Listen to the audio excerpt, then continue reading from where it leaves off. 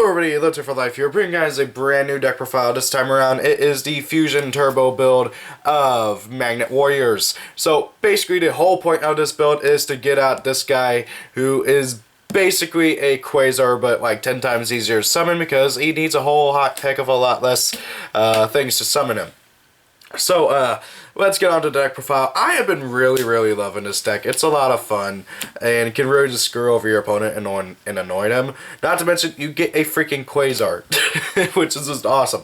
So, first and foremost, I got 3 Valkyrion here. He's one of the 2 pieces you need for, BattleBot, which I still can't get over the TCG name for that guy.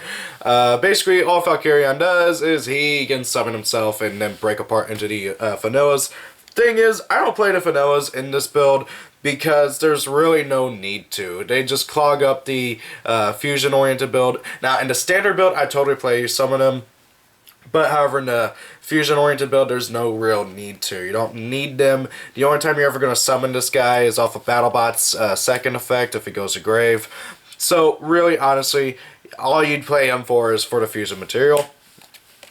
And next up, I play 3 Berserkion, Electromagnetic Warrior. You can actually summon in this, because I do play 3 of each of the mini guys. And of course, he is the other fusion material for the big guy. He's also pretty nice in that he's a heck of a lot easier to summon. You just got to remove one of each of the little 3 level guys from your hand, field, or grave, if I remember correctly. And if he is on the field, you can banish a dude from your graveyard. It has to be a level 4 or lower Magnet Warrior, and then destroy a card. And it's not once per turn, by the way, so you can do it as many times as you want. Personally, what I like to try and do is I like to try and do that. Clear up anything that might disrupt the summoning of BattleBot, and then go for the fusion summon after summoning this guy. Also, if he dies, you get back the 3 guys from your banish zone, which is pretty cool. Next up is Electromagnetic Warrior Alpha. Basically, when he is normal or special summon, you can search out either of the 2 level 8s, which is really nice. And then he's also got the effect to where you can send him to the graveyard during your opponent's turn, special summon out a a level 4 Magnet Warrior. The thing is that the level 4 Magnetic Warriors, other than Delta, who I thought we were supposed to get in the structure deck, but we didn't, they're all the vanillas, and there's no real reason to play them in the Turbo Fusion build. Next up is Beta, the Magnetic Warrior. This guy, he searches out any of your level 4 or lower Magnet Warriors on summon. And then we got Gamma, the Electromagnetic Warrior. He basically summons another Magnetic Warrior whenever he's summoned. It has to be from hand, which kind of sucks, but oh well. And that basically just makes him a Marauding Captain. He's really useful for making Xyz.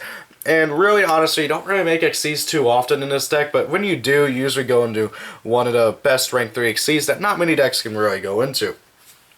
Now then, I do play 2 of the Elemental Hero Blazeman.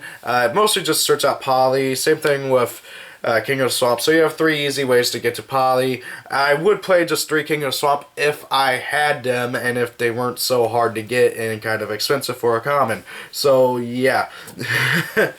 So yeah, if you happen to have 3 of the King of the Swamps, just go ahead and replace the 2 Blazeman for 2 King of the Swamps. It's really interchangeable, honestly. Now then, for spells, first and foremost, obviously, 3 Polymerization. What can I say? It's a fusion-oriented deck. You need to get to Poly as soon as possible. Next up, 3 to field spell. I'm actually thinking about cutting this down to like 2 or something, but I've been playing it at 3 right now, and I'm liking it a lot. Basically, it turns all of your rock-type monsters into Granmo, which is hilarious.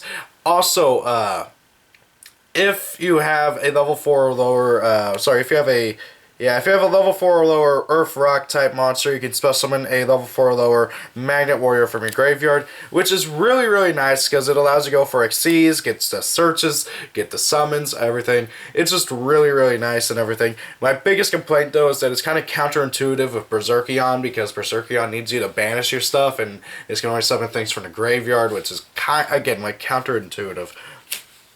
Next up, 2 Fusion Recovery to get back my Poly and the Fusion parts so I can make another one of these guys real quick. 2 Fusion Conscription to search out the Valkyrion and Berserkion so I can make this guy easier. I mean, yeah, sure, I play 3 of the 1 guy who can search them out whenever he's summoned, but this is a spell card, so I can theoretically, if I happen to have both, activate this, grab 1 piece, summon the other guy, grab the other piece. If I happen to have poly, hey, look at that, I can go right into Quasar really easily. 2 MST, I don't like Twin Twister in this build because you really just you don't really want to get rid of your hand very much. There's not many cards you want to discard. The only time you really do not mind discarding stuff is if you happen to have the field spell out and another dude to summon, which doesn't really come up that much. I mean, I could see why. So if you really want to play Twin Twister, you can, but not too many times do I want to discard stuff in this deck. And then 1 day apiece, just simply help dig through my deck and kind of stall for a turn. Onto the trap cards. 3 magnet conversion just gets me back my little guys so I can just do more searching, more seizing, more stuff like that. And then if it's in the graveyard, I can banish it to special summon one of my banished magnet warriors from the banish zone. 3 Reckless Screed just to dig through my deck easier. And then finally, last but not least, 2 Magnet Force. Excuse me. So basically what this card does is whenever you activate it, for the rest of the turn, all rock type and machine type monsters on the field are unaffected by your opponent's monster effects. Now the reason why I'm playing this is to protect BattleBot from big things like Dark Rebellion, 101, Castell, stuff like that, and Ignister. That way, so I don't have to waste his effect and negate something on a monster whenever I can just use one of these to negate it. I just flat out make it unaffected so they can do whatever they want. Detach the materials, chain, then, oh hey, look at that, you just burned out your materials for no reason. On to the extract. I'm going to say this now, aside from the first 6 monsters I'm going to show you, the extra deck is completely irrelevant aside from the first 6. Because you literally never go into anybody else other than these 6. So first and foremost is obviously 3 BattleBot, the main guy of the deck, the whole reason why you're playing this. Basically, he is a Quasar, like almost verbatim. The only difference between him and Quasar, well, okay, actually no, there's 2 big differences. One, Quasar is a synchro, this is a fusion. Secondly, this thing cannot attack multiple times, just kind of sucks, but oh well. So this thing, it can negate any spell, trap, or monster effect, or card, whatever. Just negate, destroy, hey, that's good.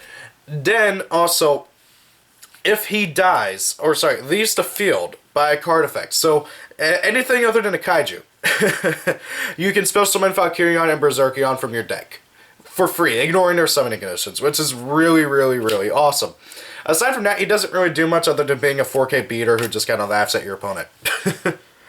Next up, and the only other card that I would have to say is a definite must in the extract, is Gorgonic Guardian. This card is so incredibly good, and if you have Gorgonic Guardian and BattleBot out on the field at the same time, your opponent's going to have a tough time getting over them, especially if you also happen to have Magnet Force set. So what Gorgonic Guardian does is it needs 2 level 3 rock type monsters to go into. Once per turn during your player's turn, you can detach Xyz material from it, target 1 monster your opponent controls, negate its effects, and has an attack drop to 0. And then once per turn, you can destroy 1 monster of 0 attack points on the field. Really, really, really good Xyz monster. Has decent stats for a rank 3. It's 1600, which is kind of good, kind of bad.